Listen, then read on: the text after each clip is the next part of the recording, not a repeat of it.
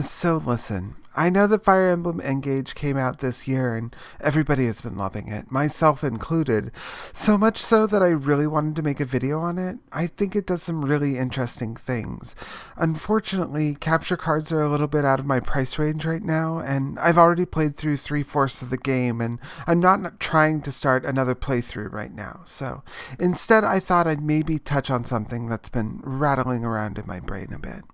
Ever since Fire Emblem came out in April 1990 for the Famicom in Japan, all the way up to present date, character permadeath has been a huge part of the series. For those of you not in the know, let me bring you up to speed. Fire Emblem is a long series of tactical RPGs that used to be Japanese exclusives. Technically, it counts as a spin-off of the Famicom Wars series, which is a hybrid RTS tactical RPG that also started around the same time on the Famicom in Japan. However, when Marth and Roy were included in the original Super Smash Bros., there was a lot of buzz in the Western market about where the characters had come from. This led developers at Intelligent Systems to consider and eventually release the upcoming 7th Fire Emblem game on the Game Boy Advance, Fire Emblem The Blazing Blade, in America, simply under the title Fire Emblem. Though, humorously, neither Marth nor Roy feature heavily in this game, and it's actually a prequel to the game that starts Roy. Sales and reception were positive enough that every subsequent Fire Emblem game would see a Western release as well, aside from the Gaiden game to the remake of the first game on the DS. Though the games have changed and evolved a lot over the series, there are certain core mechanics that stand out and have been carried through since their introduction in different games. Among these are support conversations, where certain characters can go closer to each other by standing side by side in battle, giving stat boosts and evolving their relationships in the narrative, and also a permadeath mechanic, which basically means that if a character falls in battle, they canonically stay dead, as long as they aren't a story important character. You won't be able to field the characters in battle anymore, and they only appear in cutscenes if the story dictates that they do. Though I don't really have a good feel for how this mechanic was received in Japan, this has always been kind of a controversial thing in the West. On the one hand, you have the hardcore gamers saying that the permadeath mechanic is a core to the experience, and if you lose a character, you either have to start the map completely over, so as not to lose a single character in a given playthrough. The other side says that for an already difficult title, losing a character that you spent hours building up and getting to know is too high of a cost for it to be worthwhile to play the games, with the vocal majority falling mostly into the first category. While the series would enjoy a cult popularity, it never soared to the high highs of Final Fantasy or, say, Dragon Quest, so in 2013, when Fire Emblem Awakening was made, the developers took a bold new tact. Fire Emblem Awakening is actually an interesting title for a lot of reasons, because, like other floundering franchises before it, they basically had one last Hail Mary to save the series or have it forever disappear. This led to a lot of innovation that I would actually love to spend time expanding on for a future video, but for the purposes of this topic, I'm only going to be talking about the one major change that they made, which is that they got rid of permadeath. Well, kind of. In this entry, and every entry going forward, Fire Emblem games would now have a difficulty setting and an option for either classic mode or casual mode. Setting aside the fact that I think that the name casual mode feels a little pejorative given the usage of casual in modern gaming discourse, this was a big shift for the series, and it was done intentionally. Now, people that wanted classic Fire Emblem experience could play cautiously and restart maps if they wanted to keep everyone alive, and newcomers to the series or people that didn't feel like they were good enough at the game or felt like losing party members was too high a cost could enjoy the game without worrying about losing party members. And it proved effective.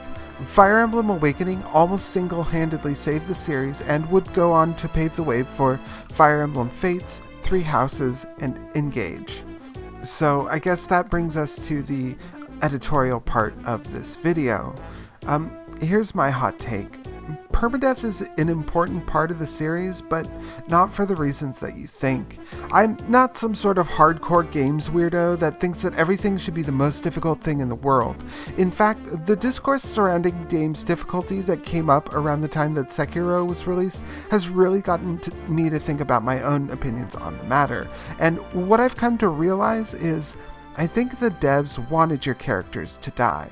That is to say that over the course of the game, you will get to know and get attached to characters.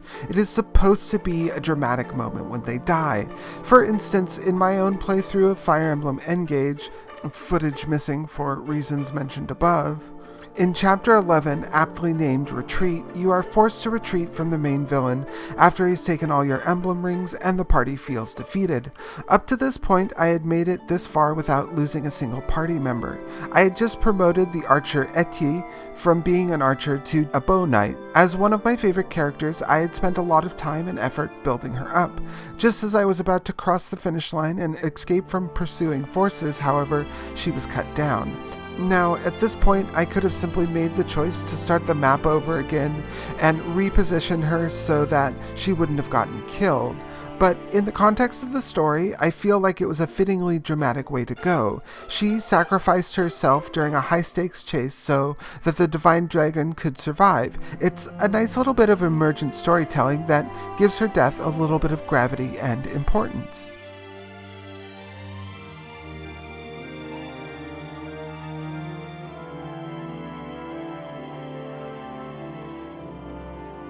But even if you don't care about the narrative and are looking at these games from purely a statistical and mechanical level, consider this. Unlike a lot of JRPGs where you only have enough characters to field in a given party, or maybe you have twice the amount of characters that you can have active, but relatively small pool, Fire Emblem games regularly give you access to more party members up until the very end, and this is done intentionally. While it is pretty common, at least in my playthroughs, to generally stick to the characters that you are first introduced to, there is a lot of duplicate classes in between characters. That is to say that over the course of a playthrough of Fire Emblem Blazing Blade, of the 44 playable characters that you get access to, there are 2 heavy armor, 5 cavaliers, 3 myrmidons, 4 axe fighters, 4 mages, 2 clerics, 3 Pegasus knights, 2 Werven knights, 3 archers, 2 dancers, 3 thieves, and 2 monks. There are only 4 characters that have unique classes, that being Wraith, who is a mounted archer, Raven, a mercenary, Canis, a shaman, and Dart, the pirate. Out of all of these 4, Canis is the only one with unique access to dark magic tomes for a majority of the game, and even then, at the very end, you are given the character Athos, who can use all types of magic as well as staves. Quick editor's note because I'm a dummy, I forgot to include the character Priscilla, who is a troubadour, which is basically just a mounted cleric. She's included in the class type count up, but I didn't mention her as a separate unique class. So just in case you Fire Emblem heads out there thought I forgot her, I did, but now she's in the video, so don't worry about it. I guess what I'm trying to say is that if you lose a character, more often than not, a replacement is already provided for you later on in the game. Granted, all of these characters have different stat growth rates, and some might be technically better than others. There are, generally speaking, not any characters that are completely non-viable, especially considering that promotions lead characters to gain access to more weapon types. You shouldn't even be hurting for weapon representation in the game either. I mentioned all the unit types in terms of their base classes, but characters that you recruit later on in the game will come to you already promoted and therefore will be immediately useful, instead of having to train them up from level 1. And this goes doubly true for games from Awakening onward, where you have the ability to reclass characters and grind random battles so that pretty much any character, though technically suited for one particular class, basically can be anything. What I'm trying to say is this.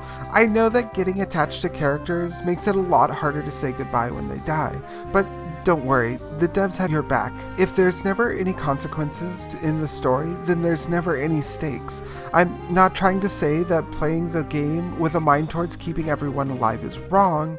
In fact, nowadays, I'm a big believer in just letting people play the games however they find them most fun. But consider maybe the next time that you boot up a Fire Emblem game, roll with the punches, let your besties die, and see if you feel like the whole experience has a little bit more depth to it.